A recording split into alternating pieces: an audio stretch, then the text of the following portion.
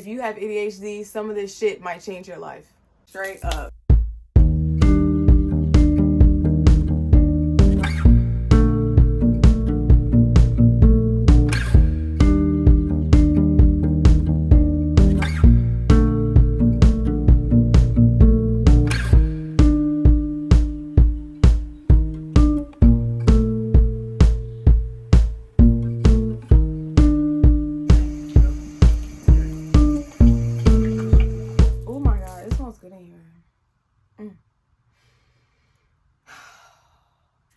Welcome to my channel.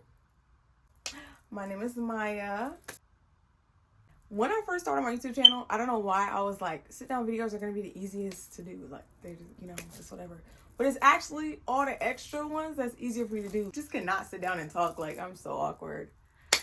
Oh my god. Anyway, this is gonna be a video on how I organize my life because I have struggled with this for so long. Luckily, I have found a system that works for me, but it's still always gonna be changing because my mind is just all over the place. And if you have ADHD, I know that you are the same way. So this is gonna be a video on how I organize my life with my ADHD brain. I'm gonna set this video up by the apps that I use on my phone. Me personally, when I organize my life, when I plan everything out, I feel that it's easier for me to have something that I always have in my hand that's always on the go, and that has been my phone. I journal all the time, like literally journaling is my best friend, but for some reason, planning my life in my journal does not work because I just need something that I can quickly whip out, boop, boop, boop, boop, boop. You know, your phone's always in your hand, so your phone's gonna be the easiest for you to plan on. Or an iPad. So I'm gonna go into each app and tell you how I use this app, to enhance the organization of my life. Some of these apps you may have never thought to use before to use for the purpose that I'm using them for. Side note, my incense is going up to the sky. All this nice energy in this room. Okay, let's get started. I'm gonna put on screen all of the apps that I use, all of their icons, just in case you're a visual person like me. These are what the apps look like. If you have an Android, they might look different. I do have an iPhone, so this is gonna be a video based for an iPhone. If you do have an Android, I'm pretty sure all of these apps are available. We are gonna go into how I utilize each of these apps daily for all areas of my life. This is my notes app. I organize every part of my life into folders. For example, for content creators, I also do a soft script in my notes and I put down video ideas and my descriptions. Within these folders, I also utilize subfolders to get more specific about that certain topic. If you did not know, now you know, because I didn't know. An example of a subfolder is, for example, my finances folder. In my finances folder, I have a subfolder for bills. I also have a subfolder in my finances folder for my subscriptions, just so that I can keep track of what I pay for monthly. In my notes, I also have a folder for ideas, and in ideas, there's subfolders for all types of different things. This is specifically for when my brain goes ding, oh, remember that? Ding, oh, you should get that. Ding, I want to watch this on Netflix. Ding, like, that's the only way I can describe it because that's what my brain literally does. Like, I just get a random idea. I'm just outside, I'm just walking, and then my brain's like, ding. Those ideas are really important and I really want to get them down, especially when they're creative ideas for artwork, photo shoots, all those type of stuff, because I get ideas for that all the time at random times. I want to have a place to write them down, because they just come flying at me. All in all, my notes app is so great for literally everything. My notes app and my reminders app used to be the two apps that I utilize for everything in my life, but you can't use them for everything because it just gets all mushed together and confusing. You need to use different apps. But the notes app is still so great for anything that you need to put in it and organize. It has so many options for you to organize everything that you need. I use my notes app a lot for my content creation. It's very, very, very helpful for that. If you guys want another video for content creator organization, I can definitely make one. You just gotta let me know. Also, I want to add, if you have ADHD or you just have a hard time remembering stuff, you probably can't remember the places you like to go, the food you like to eat. And if you think that's weird, then we not here. The girls that get it, okay? Sometimes I cannot remember when I go to the grocery store and I'm like, oh my God, I need to get groceries. What do I want to eat? I don't know. In my notes app, I have a folder for groceries and food. I put in all of the food that I like so that when I go to the store, I can be like, okay, I know that I want this because I put this in here. I know that I like this. I need to remember to get this. I also put restaurants I like to go, places I like to go, and all that type of stuff that I just can't remember when I need to remember it. This is my calendar app. I use my calendar to plan out my day. There are 2 ways you can do this. Always do what's comfortable for you because the first way may not work for everybody. So you can plan out each hour of your day in the calendar app. As the line of the time goes down throughout the day, you can be like, okay, this is what I'm supposed to be doing. And you can also, if you have any space in your day, you can be like, okay, I need to get this task done. I can plug it in here. That works for a lot of people. For me personally, I tried this for a couple of months and it works. I still do it when I feel like I need to. I feel like there's no creative space for me in that. I really like to have a lot of unknown in my day because change comes from the unknown. And I really can't be structured like that all the time. So this is what I do. I loosely set my day. In my calendar, I put, okay, around about this time, I know these are the things that I need to get done. I do not hourly plan out my routines that I know I need to get done every day. I mean, I do the same routine in the morning every day. I don't need to plan that out, stuff like that. And as you're going about your day, that stuff that you put in your calendar for these roundabout times, okay, this is the stuff that I need to get done, and maybe 3-4 things. As you're going throughout your day, you're just living, you're staying in flow, but you know that on your calendar, you have these 3-4 things that you need to get done. That's how I plan my days. It helps me stay with the river and still get the stuff done that I need to get done. Also, at the end of the day, you can loosely plan the next day with the tasks that you did not get done in the previous day. In the calendar, it gives you a random calendar that's set by your email. You need to go in and create your own calendars for your specific life and color code all of your calendars so that when you put in a task, you know this is the color, this is a cleaning task, this is a financial task, this is a business task, whatever it is, it needs to be color coded. These are the calendars. You can color code the calendars. For example, I have this calendar, it's orange, this is my work calendar. This is the most effective way to plan your day in the calendar app because if you just use one color, everything's just gonna get mushed together and this method is gonna burn out a lot quicker for you. If you use the color coding method, it's gonna be easier for your brain and you're gonna be like, okay, I know this is what I need to get done. This is this color, this is a work task, this is a whatever task, whatever it is. Now you know what it is because you color coded it. Your calendars may not look like my calendars because everybody's life is different. Like I said earlier, I loosely set my day, but I also still use the first method, so I just combine the two. So on a regular day, I know that I don't have to put in my whole morning routine because I do it every day. I know what my morning routine is. But after a certain time, I know, okay, this is what you need to get done. You need to do this, and then you need to do this, and then you need to do this. So in a certain block of time throughout the day, I might have a set of things to do, and I get those done at that time in the day.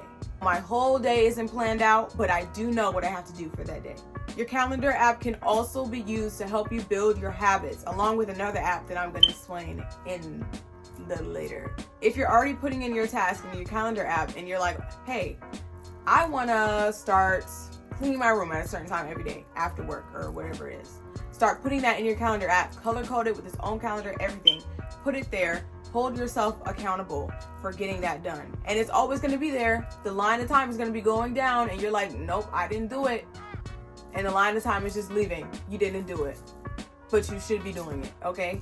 Put all of your new habits that you're trying to build in all of your organizational methods because it's going to help you hold yourself accountable. It's always there. You're always seeing it. You know you need to do it.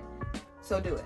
Your calendar is going to be the most useful app for when you need to plan something or put a reminder of something that's farther ahead. So say you have a goal or you have something that's gonna have to happen or needs to get done 2-3 months from now. Your calendar app is going to be the best for remembering to do this because when it gets closer to that date, you're going to see you have a little dot on that day and you're going to be like, oh, what's on that day? Because you may have forgotten and boom, it's right there. You already put it. So if you have something that needs to get planned 2 years from now, a couple months from now, put it in your calendar app. Also, if you didn't know, you can see your calendar app the long way or this way. I don't know which one is going to be better for you, but it's important that you know that there are multiple ways that you can use the app so that you can do what's best for you. This may not seem important to most people, but if you have ADHD, this can highly affect how you use the app because a lot of stuff is visual for us. This is my reminders app. My reminders used to be my one and only app that I use to organize everything, which is ridiculous. It is a great app, but it is not built to organize everything. It's literally called Reminders for a reason. So this is an app that I use in addition to my calendar. So I will add little things that I want to do on a specific date, but it is not as big as the task that is on my calendar. These are little tasks that I can add to the spaces in my calendar when I don't have something to do. Sometimes when I'm out, I do use this app to put stuff here quickly that I want to get done. I am working on checking complete on my reminders so that they don't run on forever, but that is why my reminders get so long and I just have to go through every couple of months and just delete everything. If I don't do that, the app will just pile up with reminders that I don't even need anymore. This is my Google Maps app. Some people may think it's weird that Google Maps is on this list, but let me explain. Remember how we use the Notes app to help us remember stuff? It's the same here. A lot of people didn't know that on your Google Maps app, you can add favorites, pin places, and save places.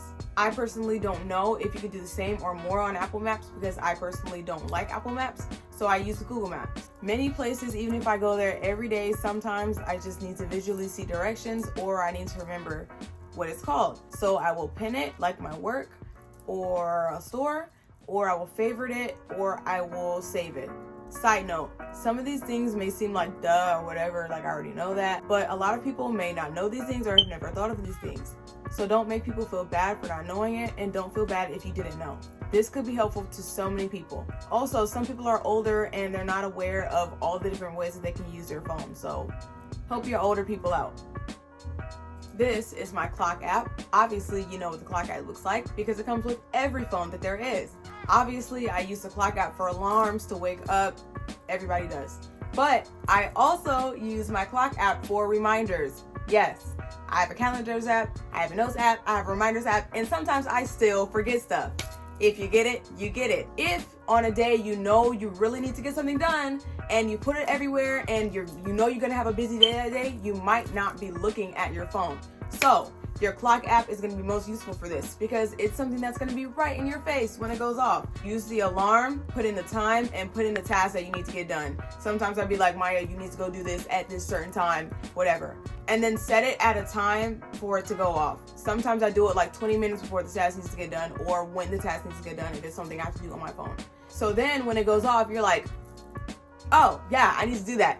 Now you've been reminded because you just had a noise go off, okay? Sometimes we have to do that to ourselves because we will literally forget everything, okay?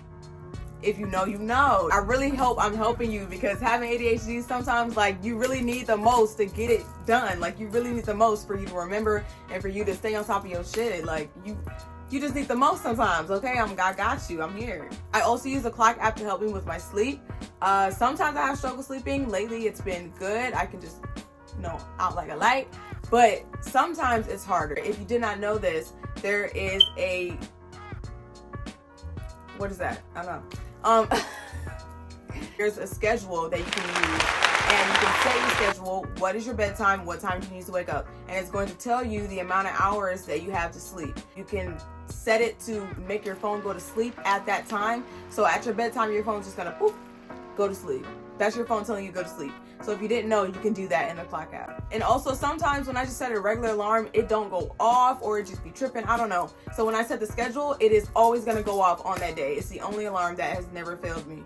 And if you don't have to get up at that day, you can always just skip the alarm. And when you skip the alarm, it's only gonna skip it for the next day, and then it will automatically turn back on the next day. Also, in the world of timers and clocks, I use something called a pomodoro timer to help me get work done. This is a website, but they are also available as an app. I personally don't like the app, so I just use that website, and then I go and click on Safari where it says share, and then I make it a app icon on my phone. But it's not an app, it's just a website. So every person is different, and I need to highlight that you need to find what works for you. Personally, I love the Pomodoro timer, and other times I don't. So I use both of these methods that I'm about to share with you. So the Pomodoro timer is a 25-minute timer that has a long break of 15 minutes and then a short break of 5 minutes. The goal is for you to work for 25 minutes. When that timer goes off, you automatically have to take a 5-minute break or a 15-minute break, whichever one you choose. And then when that timer goes off, you go back to your 25-minute session. This can be so helpful to a lot of people, and I want you to try it and see if it works for you. Personally, it does work for me, and it depends on what task I'm doing. Because I have ADHD, there's something that you may know if you have ADHD as well. It's called hyperfocus. So when I'm working on something, and it's because it's a creative project, when I'm working on something, I get really into it, and I do not want to stop after 25 minutes. It just seems short, and I'm just like, okay, I really need to get this done. Like, I'm really in the zone, I'm in the flow, and I don't want to stop that right now, Because of that, the second method is going to be best for you. I do something called a deep work session and a deep rest session. This is going to be best for you if you really get in the zone and you're like, I want to get this done, and you want to listen to your body. That's really the main thing with everything, is listen to your body. And when I'm working on something creatively, I know that I really want to get into it and work on it. So I set a deep work session. Either I'm going to be working for an hour or 2 hours, whatever my body is feeling. And when my body's like wandering off, or I know that I want to break, then I stop and I go in a deep rest session. Deep rest session can last 30 minutes, or it can last an hour, or it can be 2 hours. This is set by you. It is whatever you feel you need. So most of the time, my deep work sessions are an hour and then an hour off, or sometimes it's 2 hours and then an hour rest session. This has worked best for me because I get a lot of work done, and then when I'm in rest, I rest. A very important thing about this method is that you need to be present in whichever one you're in. If you're working, you need to be presently working in the moment, not watching anything else, think about anything else. I'm gonna have another video about how this affects your productivity, but you need to be present in your work. And when you're not working and when you're in your rest session, you need to be present in your rest session. It's very important that you stay present and in your body when you're trying to rest and you're not thinking about work, because if you're thinking about work, you're not really resting. These deep work and rest sessions have honestly worked the best for me. My pomodoro timer is what I use for certain tasks, and I don't utilize it all the time. But like I said, it's whatever you want and whatever works for you. So you can try this for a month, and see what works. This is the habit tracker. This is not an app that's included with the iPhone, but it has been so useful for building my habits. Now, I know that you only see 2 habits on the screen, but that's because most of my habits have already been built in, and I don't have any more habits that I'm currently trying to get in. My make my bed habit has been fully incorporated into my routine, and I do it regularly. My second habit, I'm still trying to build. The point is that I'm going to continue to add habits to this app that I want to build because it's very helpful in holding myself accountable. This app is good if you're trying to break or build a habit, and it is free to use. So like making my bed, I use this for non-negotiable habits. My other habit that I have in here is my after work rest session, which is very helpful for my energy, and I will go into that in another video. On the app, you can color code your habits, you can put a timer on them. They have so many options for you to use for all of your habits. There's also a calendar and a percentage that tracks when you're doing your habits. So if you go into the app and the app say like 50%, 70%, you know what you're doing and you know what you're not doing. Also, this app has been the best for holding myself accountable because I actually am able to put it in my widgets. If you don't know what widgets is, it comes with the iPhone. I don't know if they have it on Android, but on the iPhone, hold down on your home screen, you press the plus, and then you scroll down to widgets. The app that I have is called Widgetsmith, which is a very popular one. And in widgets, you can literally add this habit tracker. You can also add this to your home screen. That's what has been the most efficient for me because when I open my phone, I see it right there. Make your bed. It's right there on my screen. You can also invite friends to your habits as well. If you and your group of friends are trying to build a habit, or you guys are trying to hang out more together, this can be great for that. They also have a pro option available for a subscription price, but I personally don't feel this need to get it because all of the things that I need are in the free version. This is my Notion. It is actually on my iPad because I use it mostly for content creation. Now, this part gonna be short because I ain't gonna lie to you, I'm still trying to figure Notion out. It is very complicated. It has a lot of things that you can do, and like I've watched all the tutorials, but they're for like computers, and I have an iPad. So I'm like struggling a little bit. I really do like the app, and once I get it figured out, I can tell it's going to be great for my organization. Although I haven't figured it out yet, I have set up a simple system for me to use with the options that I do know how to use. So I'm on the free plan for Notion. I don't feel the need to upgrade or anything because I literally don't even know how to use it, but this is the system that I use. So we're going to go to my YouTube task list. In the Notion app, you can add a cover. I just have pink here. Then you can just add an emoji for whatever page you want. Then I add the title. And then I just put another subheading for whatever I want to talk about. And then I add something called a divider.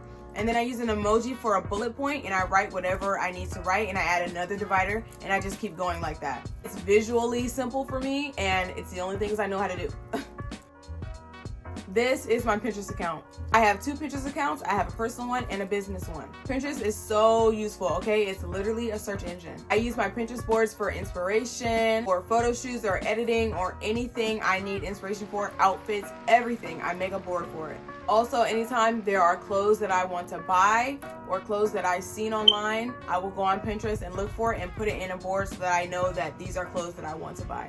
Another very good use of Pinterest is for manifestation, okay? I don't know why the girls aren't doing this, but get on it. Literally make a vision board for yourself online. Say you want to visit Paris. Name your board Life in Paris, something like that that is not past tense because this is something you're trying to manifest. And then put in a picture of someone getting a ticket to Paris, getting on a plane. Tell a story with your board. Outfits you're gonna wear in Paris, places you wanna go in Paris, hotels you're gonna stay at, apartments you're gonna stay at, whatever it is. Visualize in your board what the plan of action is gonna be to get there and what it's gonna be when you get there. It's a great way to manifest. I've been using it for so long. You can literally make so many of these. It's good to print it out too, put it on the board and have it in your room, but you can also use different methods. It's also a very efficient way to do things because it's on your phone, it's online. And also, you can put Pinterest in your widgets. On your widgets, press Pinterest, put the name of the board that you want on your widgets, and then it's gonna show on your home screen.